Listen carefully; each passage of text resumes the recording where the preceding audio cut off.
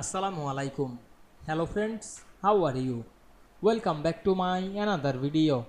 In this video, I am going to show you how to insert two lines dotted arrow in PowerPoint. Let's get started. At first, you have to open a PowerPoint presentation. Now you want to insert two line dotted arrow. At first, go to the home menu. Select the new slide option and create a blank slide. Then we go to the insert menu and select the shapes. We can see here many shapes. Now I am select the line arrow option, then draw the line arrow.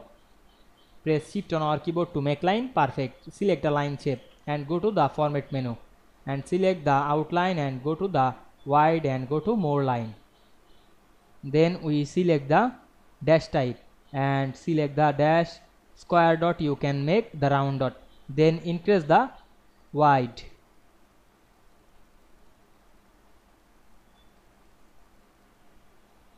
You can change the color. Select the color option and change the color.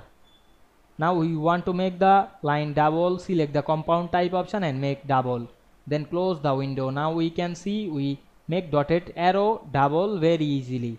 I hope you enjoyed the video. Please like, comment, share and subscribe my channel. Thanks for watching.